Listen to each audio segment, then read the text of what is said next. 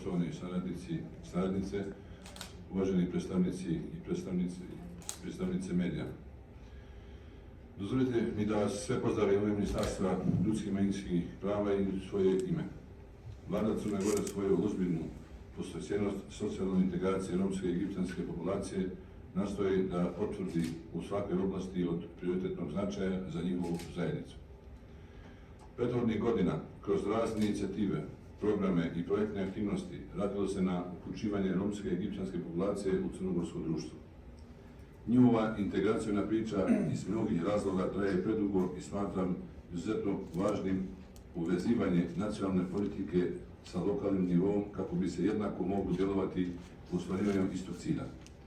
Uz međunarodne partnere koji su veliki oslonac i nemjerljiva podrška u financijskom i ekspertskom smislu, institucije i nevladine organizacije kroz multisektorski pristup, mislim da smo na pravom putu da kroz uspješnu saradnju, zajedničke ciljeve i snažnu volju zaokružimo proces inkluzije romske i egipćanske zajednice. Između ostalog, finalizovane su aktivnosti na sektorskom operativnom programu za zapošljavanje, obrazovanje i socijalnu politiku. U okviru ovog projekta u nadležnosti Ministarstva ljudskih i manjinskih prava je bila oblast koja se odnosi na uključivanje marginalizovanih grupa u zajednici kroz podršku sistemu saradnika medijatora u socijalnoj inkluziju Roma i Egipćana u oblasti zdravstva, zapošljavanja i socijalne zaštite u sprovođenju kampanje za borbu protiv rane, ugovorene brakove, nasilje u porodici i prosjačenje. Projekat je implementiran od strane njemačke međunarodne humanitarne organizacije HELP.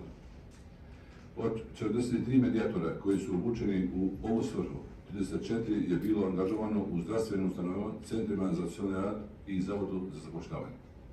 Projekat je uspješno završen 31. decembra 2022. godine.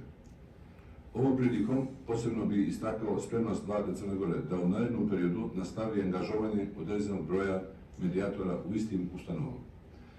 Današnja aktivnost sljedeći je korak koji se odnosi na nastavak saradnje sa vama, saradnicima i saradnicama u socijalnoj inkluziji Roma i Egipćana u oblasti zapošljavanja, zdravstvene i socijalne zaštite u cilju izgradnje inkluzivnog otvorenog društva zasnovanog na borbu i eliminisanju svih oblika diskriminacije, anticiganizma i siromaštva.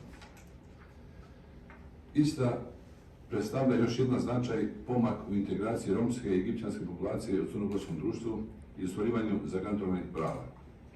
Poštovani saradnice i saradnice, ukazuju vam se izuzetna prilika da pokažete sve vaše kvalitete i iskustvo koje ste do sada stekli i nastavite da doprinosite jako važnom cilju, punoj inkluziji romske i egipćanske zajednice. Želim da vam zahvalim ujedno na predanom radu u prethodnom periodu i opravdanom povjerenju koje vam je ukazano. Također, želim da vam poručim da budete ništa manje vrijedni i odgovorni u oblastima u kojima ste angažovani.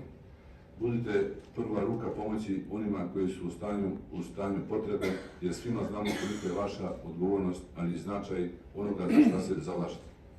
Svojim radom budite primjer drugima da i oni možda počnu razmišljati o načinima i mogućnostima podrške pune uključenosti romske i egipćanske zajednice u našem društvu.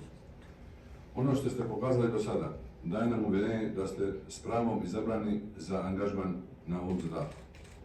Ministarstvo ljudskih i manjinskih prava će iz okvira svojih nadležnosti nastojati da u narednom periodu vodi intenzivne pregovore sa nadležnim institucijama sa ciljem stabilizacije radnog mjesta saradnika i saradnica.